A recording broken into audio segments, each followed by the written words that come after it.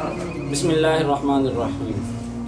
محترم بھائیو دوستو، اگر آپ چاہتے ہیں کہ آپ کی زندگی میں سکون ہی سکون ہو جائے، آپ کی اولاد آپ کی فرما بردار ہو، آپ کی بیوی آپ کی فرما بردار ہو، آپ کا کہا مانے، آپ کے گھر میں خیر و برکت ہو، آپ جو کوئی بھی کام شروع کریں، کوئی نیک کام شروع کریں، اس کے اندر اللہ تعالیٰ کی کروڑوں رحمتیں برسیں، اس ذات کی اس کے اندر مدد ہو، تو ہر شخص دو کاموں کو اپنی زندگی میں لازم پکڑے۔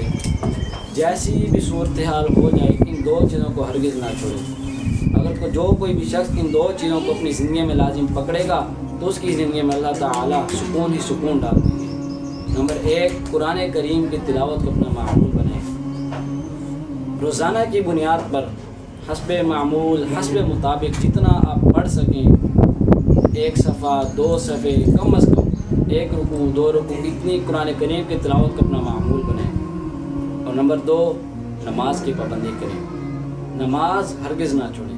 اللہ تعالیٰ نے ہر حال میں نماز انسان پر فرض کی ہے۔ نماز کو نہ بیماری میں چھوڑیں، نہ سفر کی حالت میں چھوڑیں۔ جو کوئی بھی شخص قرآن کریم کی تلاوت کا اپنا معمول بنائے گا، روزانہ کی بنیاد پر قرآن کریم کی تلاوت کرتا چلا جائے گا، اللہ تعالیٰ اس کی زندگی میں سکون ہی سکون ڈال دیں گے، اور یہ خود اس کو محسوس ہوگا۔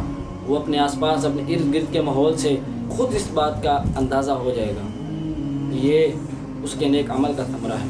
اور نماز کی پابندی لازمی کریں، نماز بالکل نہ چھوڑیں۔ اور اگر میری ویڈیو آپ کو اچھی لگی تو چینل کو سبسکرائب کریں، اور صدقہ جاریہ سمجھ کر اس ویڈیو کو آگے بھی شیئر کریں، تاکہ اللہ کے نبی صلی اللہ علیہ وسلم کی اس حدیث پر عمل ہو جائے، جب اللہ کے نبی نے فرمایا بلغوا عنی ولو آیہ، کہ اگرچہ مجھ سے ایک آیت بھی سنو تو اس کو بھی آگے پہنچا دو۔